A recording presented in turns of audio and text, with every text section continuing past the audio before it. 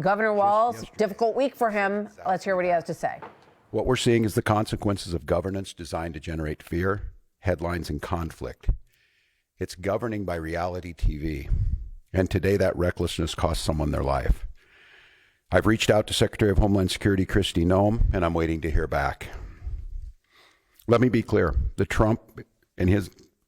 Trump and his administration may not care much about Minnesota. That's been pretty evident. But we love this state. We won't let them tear us apart. We'll not turn against each other. To Minnesotans, I say this. I feel your anger. I'm angry. They want a show. We can't give it to them. We cannot. If you protest and express your First Amendment rights, please do so peacefully, as you always do. We can't give them what they want. The hearts and minds of the people in this state are on our side. To Americans, I ask you this. Please stand with Minneapolis. To Minnesotans, know that our administration is going to stop at nothing to seek accountability and justice. The State Bureau of Criminal Apprehension are working on the investigation. We have activated the State Emergency Operations Center. State Patrol and Minnesota National Guard leadership is connected with the Minneapolis Police Department, the St. Paul Police Department, Hennepin County Sheriff's Office, the DNR, and Minnesota's Homeland Security and Emergency Management. We have activated dozens of members of the State Patrol's mobile response team. And from here on, I have a very simple message. We do not need any further help from the federal government. To Donald Trump and Kristi Noem, you've done enough. There's nothing more important than Minnesotan safety. I've issued a warning order to prepare the Minnesota National Guard. We have soldiers in training and prepared to be deployed if necessary. I remind you, a warning order is a heads up for folks. And these National Guard troops are our National Guard troops. They're teachers in your community, they're business owners, they're construction professionals. They are Minnesotans. Minnesota will not allow our community to be used as a prop in a national political fight. We will not take the bait. We will continue to update you, Minnesota, as we get more information. Now I'd like to turn it over to Commissioner Bob Jacobson of the Minnesota Department of Public Safety.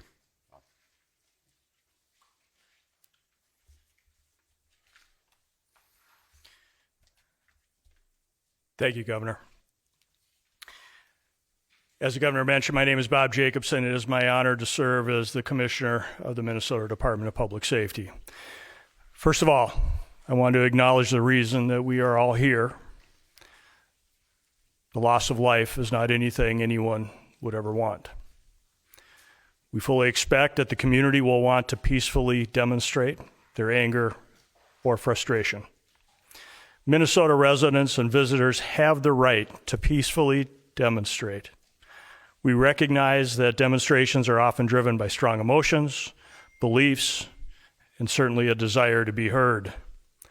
Our role is to help ensure everyone can express themselves without anyone getting hurt. The Minnesota Department of Public Safety's role through the Minnesota State Patrol is to ensure safety, protect constitutional rights, keep roads accessible, and above all, to prevent harm. Our top priority is public safety. Our focus is keeping demonstrators, community members, drivers, and law enforcement safe, especially during moments of heightened tension or uncertainty. Demonstrations must remain safe and lawful, particularly around roadways. We will join with our partners to support safety while respecting the right to protest. With that in mind, I'd like to share a few safe and lawful ways to demonstrate.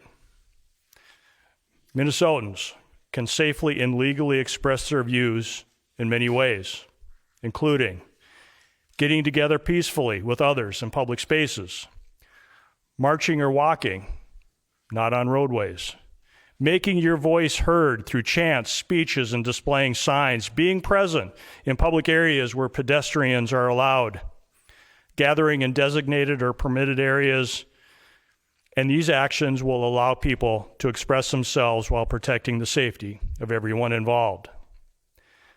Unsafe or illegal actions could result in fines or arrests. Certain behaviors create serious hazards that threaten public safety, disrupt emergency services, or put people at risk. These actions could result in fines or arrest, demonstrating on or entering a freeway on foot, walking on highways, throwing objects, starting or setting fires, damaging property or graffiti, using illegal fireworks, displaying or using illegal weapons, reckless or dangerous driving, especially near pedestrians, and certainly assaultive, aggressive, or riotous behavior toward anyone. We all want definitive answers to what happened today. Our Bureau of Criminal Apprehension is working in conjunction with the FBI to investigate this morning's shooting. As you know, we don't comment on active investigations, but also keep in mind that this is an investigation is also in its infancy. So any speculation about what had happened would be just that. And we will not engage in speculation. With that, I will turn it back over to the governor. Thank you. Thanks, Commissioner. We'd be glad to take any questions. Yeah, and I can let General Schaefer talk about this. It so happens it's a training weekend. We've got about 7,500 troops in training at our sites, training sites across the state. What it is, and in the National Guard, you give a warning order, which is a heads up of something could be coming. That just allows people to think about what they would need, what it would mean to mobilize, what it would mean to put them in. And I could let the General talk a little bit about this. Obviously, since the summer of 2020, we had a lot of work done on teams being ready to make sure that civil unrest. And what that means, and I think Commissioner Jacobson was very clear, and I want Minnesotans to hear this from me. The desire to get out and protest and to speak up to this administration of how wrong this is, that is a patriotic duty at this point in time, but it needs to be done safely. And I think the commissioner simply just laid out some of those parameters. We can do that. This is the peaceful resistance that we need. Simon, you want to say a few things about what that means to have them on the ready? Yes, sir. Thank you, Governor. So for the military, Minnesota National Guard is comprised of 13,000 soldiers and airmen. We live all across and work throughout Minnesota. A warning order is just an initial step to increase your preparations. The Minnesota Guard is always prepared to respond and support state agencies and the citizens of Minnesota. So what that means for us today is just some additional checks on equipment that is ready at all times, and maybe some additional phone calls to service members who might be activated, but no activations. We are embedded with our state agencies here at the Operations Center to just continue parallel planning in the event that we are needed to support. And I would make note, Mary, and to Minnesotans on this about the National Guard, they're there to protect you and protect your constitutional rights. These are our neighbors. They don't wear masks. They don't bust in from somewhere else. They're not here to cause hassles to you or what we saw today, the tragedy. Having them at the ready to make sure, because when we see these types of things happen, and we saw it after the murder of George Floyd, there's folks that want to cause chaos. There's the disruptors in it. And while the vast majority of those protests were peaceful expressions of their First Amendment rights, there were those that destroyed property and put people at risk. The National Guard is there to make sure that peaceful protests are able to be done, and that those that want to do the destruction are stopped from doing that. Yes? What is your threshold for activating the National Guard? You're talking about large-scale demonstrations, but the demonstrations at these ICE raids have been increasing in tension to the point where we saw one shot people today. Yeah, and I think apparently by a federal agent, not by Minnesotans who were there to express their First Amendment rights. I think we've seen this to have folks ready. The gatherings that were down there today, I think this shocked everyone. People showed up as they should. There's people putting flowers down on a memorial. There's people expressing their anger. It's just as these situations develop, we decide when we need to move these people out. And I think the local reporters know well on this. Both unfortunately and for us, the upside of this is that we're very good and we've had practice at this. And I just want to, again, implore Minnesotans, I am not telling you not to express your anger or your frustrations or the outrage that we have. Look, this was totally predictable, as I said it yesterday, and it was totally avoidable. And I just want to remind you, too, that local law enforcement, we get no coordination. They don't tell us they're coming. They don't say why they're sending the largest deployment in American history to Minneapolis. They're not making us any safer. We don't have any of that coordination. They should be talking to us when we do these things. Let us know we're going to be down here. This is going to happen. We don't have that. So when you see local law enforcement or state patrol, or if it would take the National Guard, we're there responding to the chaos they've created too. But our role is to make sure that we're protecting Minnesotans so that something like this doesn't happen. I have not. The question was, have I spoken to the individual's family? No, we do not have a definitive ID on this individual. And I look, I'm going to note to all of you, I think it's really important, and the professionals do this, and they train me to do this. This is an open investigation. You need to be very careful about it. I know that many of you, myself included, have seen a very difficult video to watch, one where there's a family member watched their family member be shot and killed in front of them. It's beyond me that apparently from the federal government, from the Homeland Security Director herself, has already determined who this person was, what their motive was, and they hadn't even been taken out of the vehicle. We're not living in a normal world. And so, no, I have not. And I want to be very careful because I know how painful this is. I know how painful it is right now. I'm saying person and all that. This is a human being. This very well is an individual's child, a parent, and we don't know that yet. So no, I have not, but once we do, we will. So yes. Please.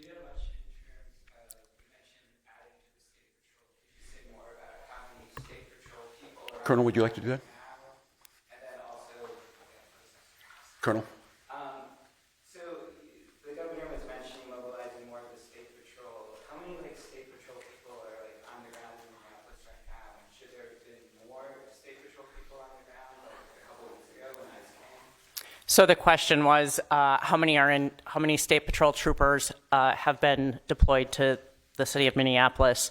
Right now, we don't talk typical numbers because that is considered security information. We do have a specialized team that does deal with crowd control, and so they have been deployed. But again, they are from all over the state of Minnesota, so they will come in tiers to the state. And they had already been on the ground to some extent before today? No, it was in response to this event. One more. Sorry, just to clarify the intention of deploying the National Guard, is there any chance that the National Guard will be deployed against federal agents to protect Minnesotans? I'm sorry. What was it? Has the National Guard ever been deployed against federal agents to protect Minnesotans, given the context of what happened earlier today? Well, I said this yesterday. We've never been at war with our federal government. I think in this case that the National Guard is their main mission. They have a dual mission. There's the federal mission when they're under Title 10 orders, and then they're under Title 32 orders. And this warning order, there's nothing officially been done yet. If I am to activate them as the Commander-in-Chief of the Minnesota National Guard, I will issue the executive order to the Minnesota National Guard, and then they will be put in state duty status. And as you've seen over the last few years, that could be flood prevention, that could be after a wind-blowing storm up in the north, up in Bemidji, or it could be COVID or George Floyd response. In this case, again, it doesn't necessarily change the mission. They're there to protect Minnesotans. They're there to serve Minnesotans. I think the thing that is so challenging in the moment we're in is we don't see a desire to work with us on public safety. We hear a demonization of our state. We see people coming in who don't know our community. And we see this massive display for the TVs that we're trying to understand how is this coordinated. And some of you watch the videos on there, total chaos. And look, I have very limited work in this is the training in the National Guard, but I've had a lot of training now to watch how our professionals operate. After this person was shot, federal agents milling around, touching the vehicle at a crime scene and things, I don't know what to tell you. And I don't quite know how to respond to the question other than my primary responsibility as governor is the protection of the people of Minnesota. And you can be assured whether it's the state patrol or whether it's the National Guard, their deployment is there to protect Minnesotans from whatever it is. If it's an act of nature, if it's a global pandemic, or in this case, if it is a rogue federal agent. I don't know at this time, and I want to be very careful. it's unprecedented that we have the federal government's already determined exactly what's happened here and the motives of an individual that we don't even know the name. They don't know the name. And that's very difficult. So, well, one more, Dana. Dana.